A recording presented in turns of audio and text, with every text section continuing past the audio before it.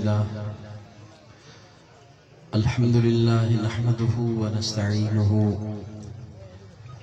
ونستغفره ونؤمن به ونتوكل عليه ونعوذ بالله من شرور أنفسنا ومن سيئات أعمالنا ونعوذ بالله من شرور أنفسنا ومن سيئات أعمالنا من يهده الله فلا مضل له ومن يضلل فلا هادي له ونشهد أن لا إله إلا الله وحده لا شريك له ونشهد أن سيدنا ومولانا محمدا عبده ورسوله قال الله جل جلاله في كلامه المجيد والفرقان الحميد بعد أعوذ بالله من الشيطان الرجيم بسم الله الرحمن الرحيم وننزل من القرآن ما هو شفاء ورحمة للمؤمنين ولا يزيد الظالمين إلا خسارا وقال النبي صلى الله تعالى عليه وآله وسلم فيما معناه إن الله يرفع بهذا الكتاب أقواما ويضع به آخرين صدق الله مولانا العظيم وصدق رسوله النبي الكريم ونحن على ذلك لمن الشاهدين والشاكرين والحمد لله رب العالمين. مجھے قابل احترام دوستو عزیزو، میرے انتہائی قابل احترام بھائیو دوستو عزیزو، اللہ تعالیٰ نے ہم گناہگاروں پر بے شمار نعمتیں کی ہیں. ہم سر سے لے کر پاؤں تک اللہ کی نعمتوں سے ڈھکے ہوئے اور بھرے ہوئے ہیں. کیا صبح کیا شام، کیا دن کیا رات، ہر آن ہر گھڑی اللہ کی نعمتیں، نوازشیں اور اللہ کے احسانات ہم گناہگاروں پر بارش کی طرح برس رہے ہیں. اپنے وجود کا رواں رواں اور اپنی زندگی کا سانس سانس اللہ کی نعمتوں سے مالا مال ہے. زندگی کا کوئی ایسا موڑ، ایسا مرحلہ نہیں جس میں ہم اللہ کی نعمتوں سے مستفید نہ ہوتے ہوں.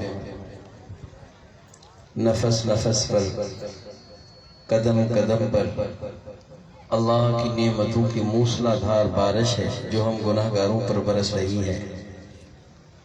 پھر کیا ظاہری، کیا باطنی، کیا جسمانی، کیا روحانی، ہر طرح کی نعمتوں سے اللہ نے ہم گناہگاروں کو مالا مال کیا ہے. اسبغ علیکم نعمہ ظاہرۃ و باطنہ. اللہ فرما رہے ہیں کہ میرے بندوں، میری بندیوں، میں نے تم پر نعمتوں کی تکمیل کی ہے اور ہر طرح کے نعمتوں کی تکمیل کی ہے. ظاہری نعمتیں بھی پوری پوری عطا کی تو باطنی نعمتیں بھی پوری پوری عطا کی. جسمانی نعمتیں بھی پوری پوری دی ہیں تو روحانی نعمتیں بھی پوری پوری دی ہیں. کوئی نعمت ایسی نہیں جو ہم دکھا سکیں کہ یہ نعمت ہے جو غیر مکمل و ناقص ہے. اللہ تعالیٰ نے ہر طرح کی نعمت بھی کی اور وہ بھی پوری پوری اور ماشاءاللہ کمال کی صفت سے مکمل کر کے کی ہے. ہم اپنے وجود میں غور کریں اور اللہ نے ہمیں اس کی دعوت دی ہے. وَفِي أَنفُسِكُمْ أَفَلَا تُبْصِرُونَ. میرے بندوں، میری بندیوں، میری نعمتوں میں کیوں نہیں سوچتے؟ اپنی جی میں تو غور کرو، اپنی جی میں تو غور و فکر کرو.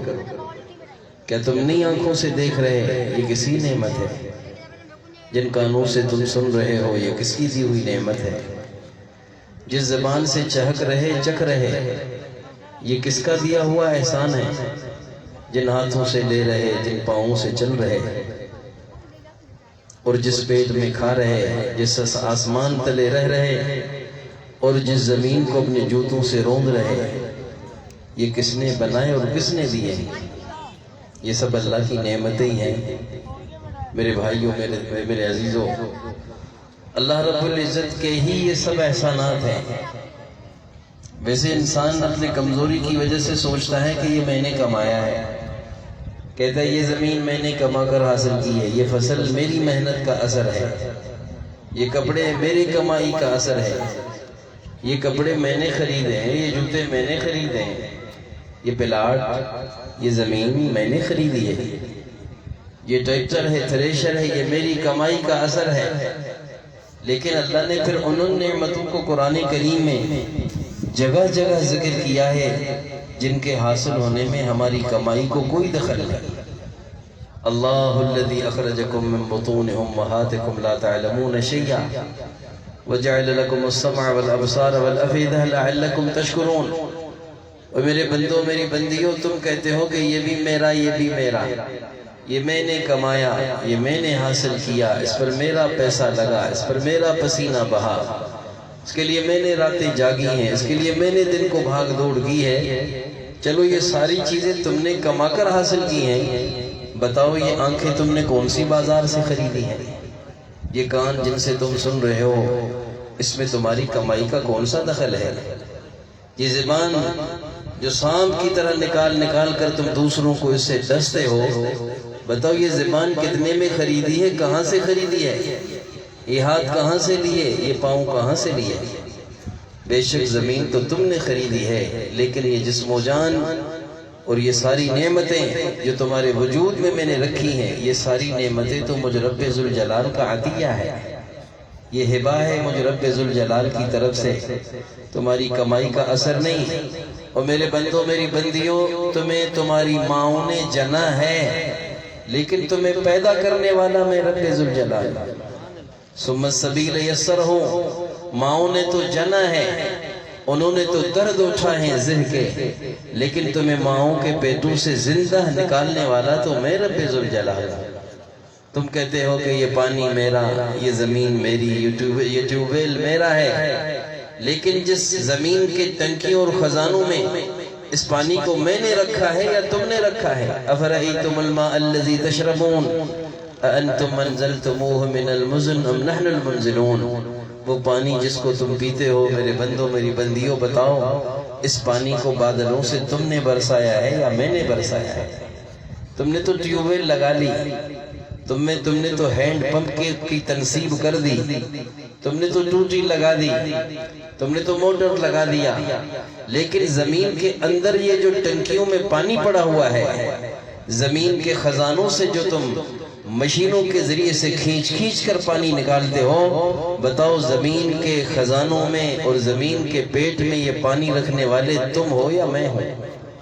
میرے بھائیو دوستو عزیزو، کتنی اللہ کی نعمتیں ہیں، کیا آگ، کیا پانی، کیا ہوا، کیا مٹی، اور کیا آسمان، کیا زمین، کیا پہاڑ، کیا یہ موسم اور ان کی تبدیلیاں، کیا گرمی، کیا سردی، کیا خزاں، کیا بہار، کہ یہ اللہ کی نعمتیں نہیں ہیں؟ ہر وقت گرمی ہوتی تو جل جاتے، ہر وقت گرمی ہوتی تو جھلس جاتے، ہر وقت سردی ہوتی تو ہمارے شرائین میں خون جم جاتا، لیکن اللہ نے کبھی گرمی دی، کبھی سردی دی، کبھی خزاں ہے، کبھی بہار ہے، کبھی دن ہے تو کبھی رات ہے، کبھی صبح ہے تو کبھی شام ہے، کبھی جاگ رہے ہیں کبھی سو رہے ہیں، بتاؤ یہ کس کی نعمتیں ہیں؟ فَبِأَيِّ آلَاءِ رَبِّكُمَا تُكَذِّبَانِ۔ اور میرے بندوں میری بندیوں، بتاؤ تم مجھ رب ذوالجلال کی کون کون سی نعمت کو جھٹلاؤ گے؟ أَلَمْ نَجْعَلْ لَهُ عَيْنَيْنِ وَلِسَانًا وَشَفَتَيْنِ، کیا ہم نے تمہیں آنکھیں نہیں دی؟ کیا ہم نے تمہیں زبان نہیں دی؟ کیا ہم نے تمہیں بولنے کو ہونٹ عطا نہیں کیے؟ جن ہاتھوں سے پکڑ رہے ہو، ان ہاتھوں میں انگلیاں پیدا کرنے والا کون ہے؟ جن پاؤں سے تم چل رہے ہو، اس پاؤں میں چلنے کی قوت کو رکھنے والا کون ہے؟ کون ہے تمہیں جگانے والا؟ کون ہے تمہیں سلانے والا؟ اگر تم سوتے ہی رہو اٹھو ہی نہیں تو پھر تو موت ہے، اگر تم جاگتے ہی رہو پھر تمہیں نیند نہ آئے تو تم پاگل ہو جاؤ۔ کون سلا رہا ہے اور کون بیدار کر رہا ہے؟ کون کھلا رہا ہے کون پلا رہا ہے؟ میرے بھائیوں میرے دوستوں عزیزوں، ماننا پڑے گا یہ ساری نعمتیں ہم پر رب ذوالجلال کی ہیں۔ اللہ نے صرف نعمتوں سے نہیں نوازا، اللہ نے نعمتوں سے بھی نوازا تو رحمتوں سے بھی نوازا۔ نعمت نعمت ہے بھائی، رحمت رحمت ہے۔ نعمت و رحمت میں زمین و آسمان سے بھی بڑا فرق ہے۔ نعمت مخلوق ہے، اس پر حساب ہے، لَتُسْأَلُنَّ يَوْمَئِذٍ عَنِ النَّعِيمِ، نعمت مخلوق ہے، فانی ہے، آج ہے کل نہیں ہوگی۔ نعمت حادث ہے، قدیم نہیں۔ نعمت تھی نہیں، پھر وجود میں آئی ہے، انقریب فنا ہو جائے گی۔ یہ سارا وجود نعمت ہے لیکن فانی ہے۔ یہ گھر بار نعمت ہے لیکن فانی ہے۔ یہ کاروبار دکان نعمت ہے لیکن فانی ہے۔ یہ فصل، یہ لہلہاتی کھیتیں نعمت ہے لیکن فانی ہے۔ لیکن اللہ نے نعمتوں سے بھی نوازا ہے تو رب نے پھر رحمتوں سے بھی نوازا ہے۔ جس رحمت سے خدا نے ہمیں نوازا ہے وہ رحمت کیا؟ وَنُنَزِّلْ مِنَ الْقُرْآنِ مَا هُوَ شِفَاءٌ وَرَحْمَةٌ لِّلْمُؤْمِنِينَ۔ حاصل عرض کر رہا ہوں، ترجمہ نہیں کہ میرے بندوں میری بندیوں، تمہیں آنکھیں دے کر نعمتوں سے نوازا، تمہیں کان دے کر نعمتوں سے نوازا، تمہیں زبان و ہونٹ دے کر نعمتوں سے نوازا، تمہیں ہاتھ پاؤں اور ان کی سلامتی دے کر نعمتوں سے نوازا، تمہیں گھر بار دے کر بیوی بچے دے کر نعمتوں سے نوازا، تمہیں آگ پانی ہوا مٹی دے کر نعمتوں سے نوازا۔ لیکن میں نے تمہاری جھولی میں قرآن کو رکھ کر تم پر رحمت کو برسا دیا ہے۔ وہ نعمت ہے، یہ رحمت ہے۔ آنکھ نعمت ہے، قرآن رحمت ہے۔ یہ چہرہ نعمت ہے، اس کا حسن نعمت ہے۔ لیکن یہ قرآن جو تیرے میری جھولی میں ہے یہ اللہ کی رحمت ہے۔ بلکہ یوں کہیں تو مبالغہ نہ ہو، نعمت بھی ہے تو رحمت بھی ہے۔ یہ سارا وجود اور یہ سارا جسم، یہ سارا بدن اور اس کی سلامتی، یہ صحت اور یہ سب کچھ جو ہم دیکھ رہے ہیں، جو برت رہے ہیں، جن رنگینوں سے نفع اٹھا رہے ہیں، یہ سب نعمتیں ہیں۔ لیکن ہماری جھولیوں میں پڑا یہ قرآن، ہمارے گھروں کے طاقوں اور الماریوں میں سجا یہ قرآن اللہ کی نعمت بھی ہے تو اللہ کی رحمت بھی ہے۔ نعمت پر فنا ہے، نعمت پر زوال ہے۔ نعمت آج ہے کل نہیں ہوگی۔ اگر یہ کپڑے نعمت ہے تو مرنے کے بعد اتارے جائیں گے۔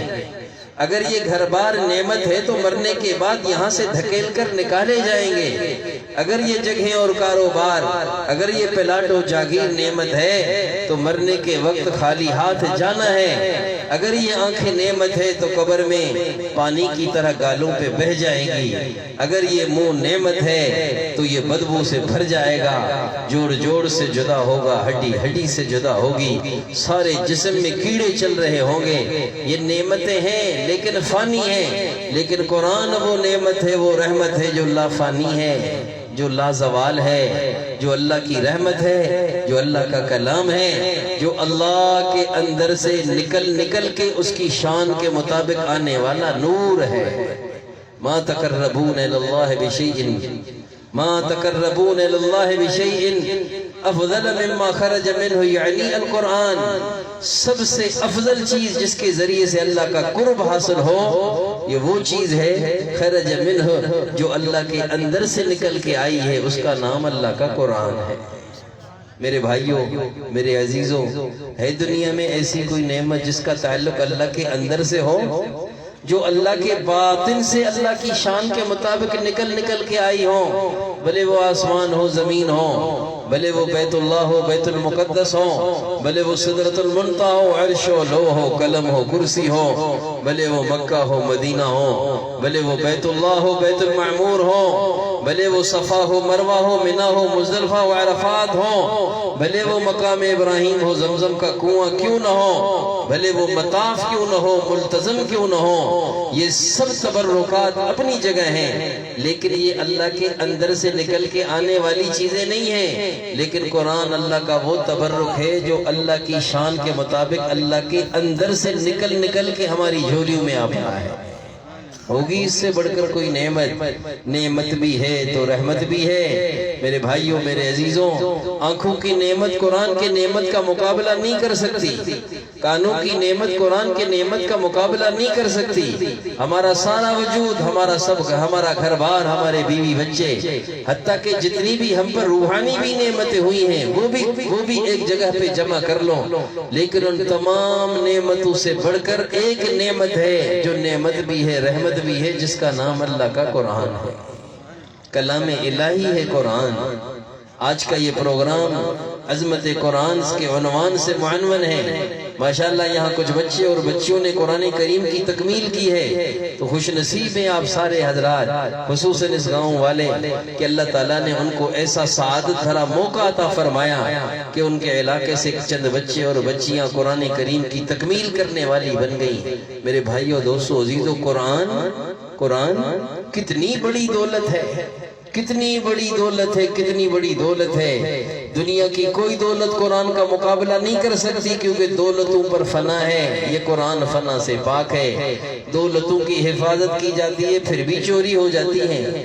دولتوں کی حفاظت کی جاتی ہے، گارڈ اور محافظ کھڑے کیے جاتے ہیں، پھر بھی لوٹ لی جاتی ہے۔ لیکن قرآن وہ واحد دولت ہے جس کو حفاظت کی ضرورت نہیں ہے، بلکہ یہ پڑھنے والے کی خود حفاظت کرنے والا ہے۔ جو اس کو سیکھتا ہے اس کی حفاظت کرنے والا، جو اس کو سکھاتا ہے اس کے وارے نیارے کروانے والا، اس کے نصیب بنانے والا۔ یہ قرآن وہ نہیں ہے جس کی حفاظت کی جائے، بلکہ یہ قرآن وہ دولت ہے جو اس کے ساتھ جی لگا لیتا ہے تو قرآن خود محافظ بن کے اس کا نگران بن جاتا ہے۔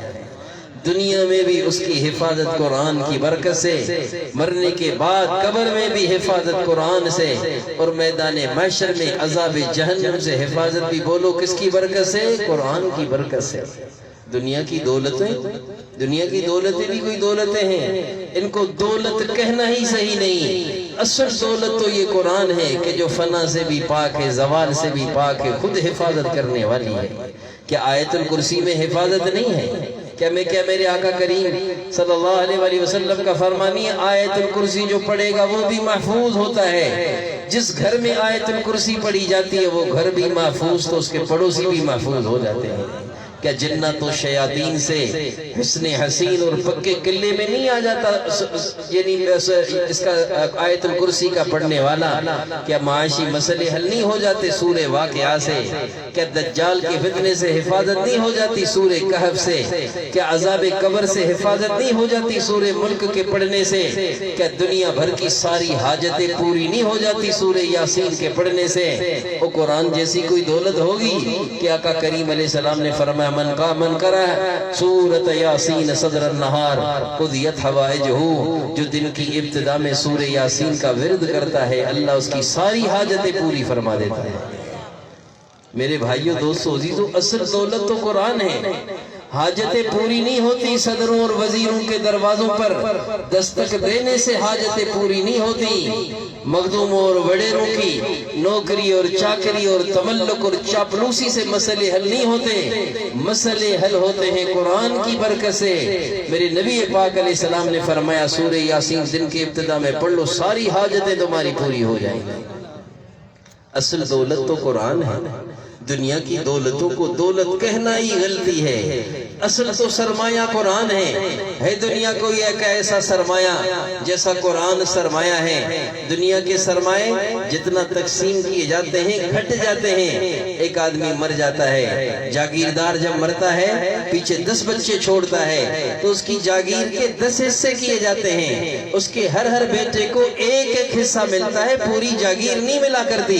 لیکن قرآن وہ جاگیر محمدی ہے کہ امت کے بچے کو 30 کے 30 پارے پوری کی پوری عطا ہو گئی ہے۔ دنیا کی ایسی کوئی جاگیر، دنیا کی جاگیر میں تقسیم ہے، دنیا کی جاگیر تقسیم ہونے کے بعد کم ہو جاتی ہے۔ واحد قرآن ہے جاگیر محمدی۔ 14 صدیاں گزر گئی، 15ویں صدی شروع ہے، رسول پاک صلی اللہ علیہ وسلم کی جاگیر کو تقسیم کیا جا رہا ہے، بانٹا جا رہا ہے، سکھایا جا رہا ہے، سیکھا جا رہا ہے، لیکن آج تک یہ جاگیر ختم تو کیا، امت کے ہر بچے کو حضور کے ترکے اور ورثے میں پوری 30 پاروں پر مشتمل جاگیر عطا ہوئی ہے۔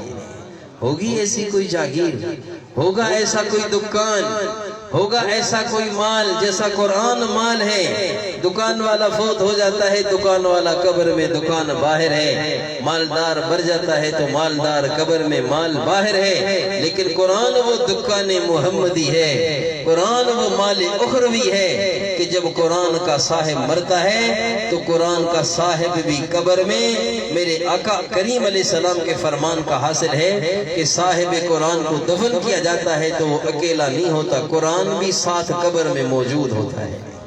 ہے کوئی دنیا کی جاگیر جو قبر میں ساتھ جائے سوائے قرآن کے؟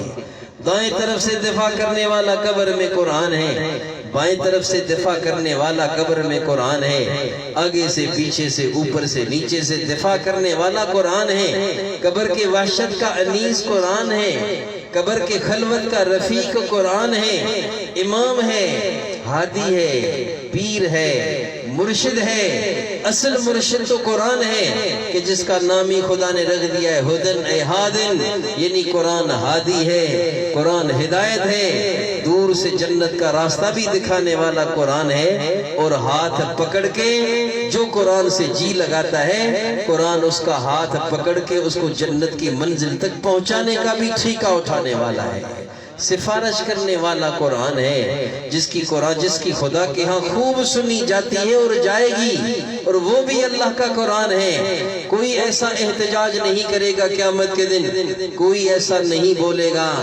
جیسا قرآن خدا کے سامنے بولے گا، جہاں کسی نبی مرسل کی، جہاں کسی ملک مقرب کی ہمت نہیں ہوگی کہ وہ اللہ کے سامنے زبان کھولے، جہاں نبیوں کی زبانیں بند ہوگی، جہاں فرشتے بھی تھر تھر کانپ رہے ہوں گے، اور اس وقت بھی میدان محشر میں اگر بول بول کر اپنے اصحاب اور اپنے پڑھنے سیکھنے سکھانے والوں کی سفارش کرنے والا ہوگا تو اللہ کا یہ قرآن ہے۔ نبی تھر تھر کانپ رہے ہوں گے، فرشتوں کے پسینے چھوٹ رہے ہوں گے، اور ان پر بھی کپ کپی طاری ہوگی۔ ایسے اللہ کے روب اور جلال کے موقع پر بھی جو اللہ کے سامنے بول بول کر اپنے پڑھنے سیکھنے سکھانے والوں کے حق میں سفارش کرے گا تو وہ قرآن ہوگا۔ میرے بھائیوں، دوستو، عزیزوں، اس سے بڑھ کر ہے کوئی دولت جو اللہ ہمیں عطا کرے؟ اس سے بڑھ کر ہے کوئی چاہت جس کے ذریعے سے اللہ ہمیں چاہے؟ یہی تو چاہت ہے جس کے ذریعے اللہ نے ہمیں چاہا ہے کہ ہماری جھولیوں میں قرآن کو ڈال دیا ہے۔ میرے بھائیوں، دوستو، عزیزوں، یہ امت کتنی خوش نصیب ہے، کتنی بھاگ بھری ہے یہ امت، کتنی سعادت مند ہے یہ امت کہ اللہ تعالیٰ نے اس کو اپنے محبوب حضرت محمد مصطفیٰ علیہ السلام کی زندہ نشانی قرآن عطا کر دی ہے۔ انبیاء جاتے ہیں تو معجزے بھی ختم ہو جاتے ہیں، انبیاء جاتے ہیں تو ان کی یادگار بھی ختم ہو جاتی ہیں، لیکن واحد ہم سب کے آقا و مولا حسنین کے نانا زہرا کے بابا حضرت محمد مصطفیٰ صلی اللہ علیہ وسلم ہیں کہ وہ دنیا سے تو تشریف لے گئے اور مدینہ منورہ میں ان کا روز اطہر ہے، لیکن اس کے باوجود میرے نبی کا علمی معجزہ قرآن کی شکل میں افریقہ کے جنگلات میں بھی موجود ہے، یورپ کے بازاروں میں بھی موجود ہے، دہلی ہو، کلکتہ ہو، بمبئی ہو، لاہور ہو، گجرانوالا ہو، گجرات ہو، حیدرآباد ہو، کراچی ہو، ایشیا ہو، آسٹریلیا ہو، افریقہ ہو، امریکہ ہو، دنیا کے ساتوں بر اعظموں کے گلی گلی کوچے کوچے میں